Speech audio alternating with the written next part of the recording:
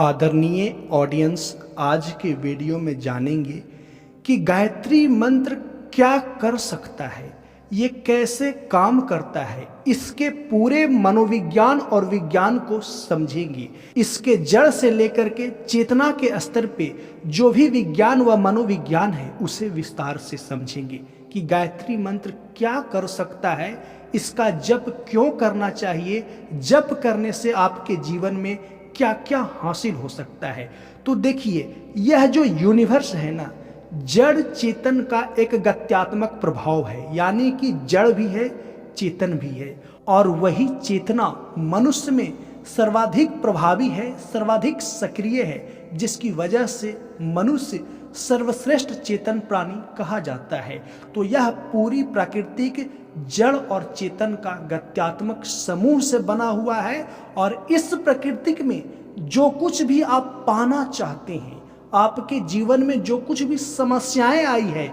उस समस्याओं का निदान या तो जड़ में है या तो चेतन में है। आपको धन चाहिए तो वह जड़ में विद्यमान है, लेकिन धन की चाहत आपकी चेतना से आएगी। आपके अंदर चेतना के प्रभावी होने से जो संकल्प आएगा, जो इच्छाएं उठेगी, उस संकल्प व इच्छाओं से धन की चाहत पैदा होगी, और धन की चाहत से प्रभावी होकर के आप क्रिया करेंगे और जड़ रूप में आपको धन यानी कि पैसा प्राप्त होगा। तो आपके जीवन में जो भी समस्याएं हैं, उन सारी समस्याओं का निदान जड़ और चेतन में शामिल है, और गायत्री मंत्र का यहीं पे भूमिका होता है कि आपकी चेतना को और ज्यादा कुशाग्र बनाता है। जैसे ही कोई व्यक्ति गायत्री मंत्र का जप करना प्रारंभ करता है, उसकी चेतना में प्राण की विशेष स्फुरना होनी प्रारंभ हो जाती है।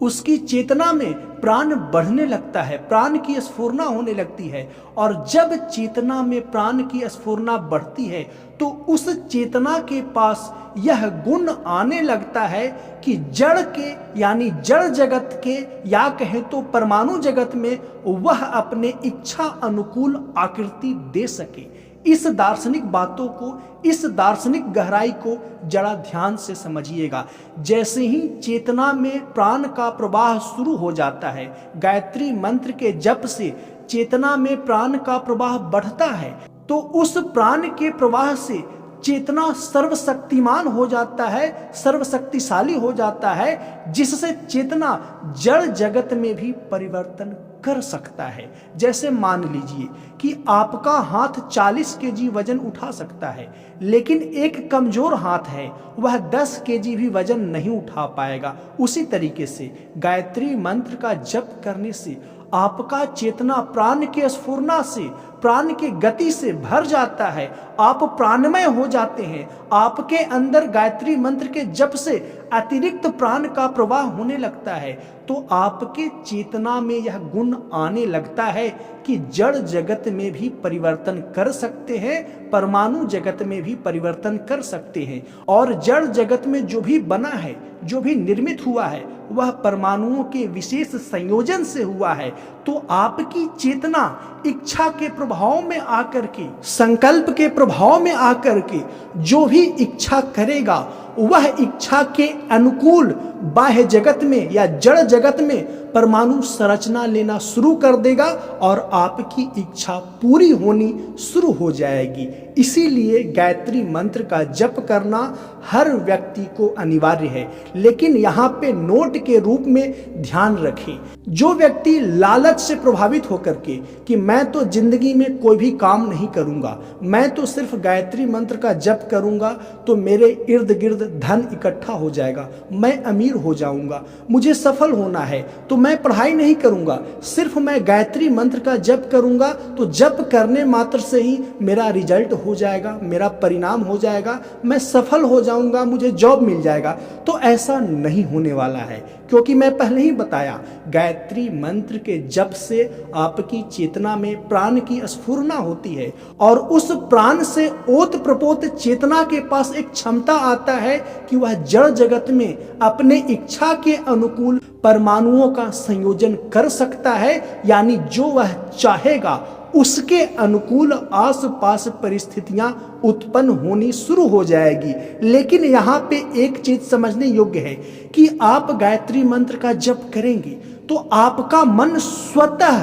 प्राण के प्रभाव में आकर के, प्राण के स्फूर्णा के प्रभाव में आकर के सकारात्मक दिशा में जाने का प्रयास करेगा। आपके जीवन में बहुत सारे ऐसे विकल्प आने लगेंगे जो आप चाहते हैं, उस चाहत को पूरा करने में मदद करेगा। लेकिन आप निष्क्रिय बने रहेंगे, इग्नोर करते रहेंगे, तो आप एक द्वंद्व में पड़ जाएंगे। वह द्वंद्व ऐसा ही होगा कि एक बैलगाड़ी के दोनों तरफ बैल बांध दिए जाएं और बीच में बैलगाड़ी रहे, तो उस बैलगाड़ी का भला क्या होगा। लोगों के साथ यही होता है कि पूरी तरीके से मंत्र पे निर्भर हो जाते हैं, मंत्र के गहरा विज्ञान को, गहरा मनोविज्ञान को नहीं समझ पाते हैं और जीवन के सभी कार्यों को इग्नोर करने लग जाते हैं, जिसकी वजह से मंत्र भी उन पे काम नहीं कर पाता है। दूसरी चीज कि लोग इतने ज्यादा लालची होते हैं ना कि लालच के प्रभाव में आकर के, नकारात्मक मनो आवेग के प्रभाव में आकर के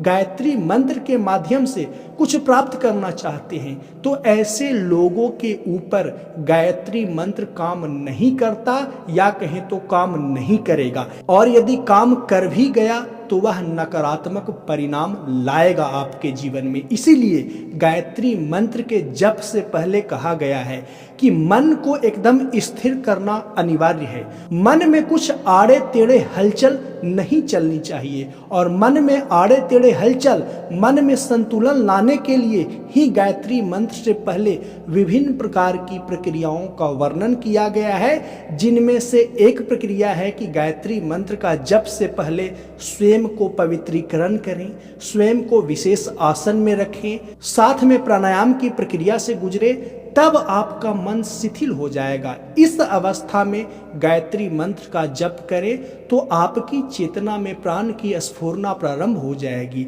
और जब प्राण की स्फूर्णा प्रारंभ होगी तो आपको विशेष एफर्ट करने की आवश्यकता नहीं है। वह ऊर्जा आपको स्वयं मार्गदर्शन देने लगेगी, और उस मार्गदर्शन के प्रभाव में आकर के आप अपने जीवन में वांछित फल को, जो चाहते हैं, उसे प्राप्त करने में सफल हो जाएंगे। यह विज्ञान थोड़ा जटिल है, गूढ़ है, इसोटेरिक है, रहस्यमय है, लेकिन इसे मैं अपने शब्दों के माध्यम से जहां तक मैं आपको समझा पा रहा हूं, जहां तक मैं समझा पाने में सक्षम हूं, वहां तक मैं आपको समझाने का प्रयास कर रहा हूं। हो सकता है मेरी इस प्रयास में थोड़ी बहुत कमी भी रही हो, लेकिन आप यदि इस विज्ञान और मनोविज्ञान को समझ गए होंगे तो गायत्री मंत्र के जप से पूर्ण लाभ उठा पाएंगे। तो इस वीडियो का उद्देश्य था कि गायत्री मंत्र क्यों जपना चाहिए, इसे जपने से क्या होता है, ये दोनों उद्देश्य मैं स्पष्ट कर दिया। आशा करता हूं मेरी बातों को बड़े ही अच्छे से समझ पाए होंगे। मिलते हैं नेक्स्ट वीडियो में। वीडियो को देखने के लिए धन्यवाद।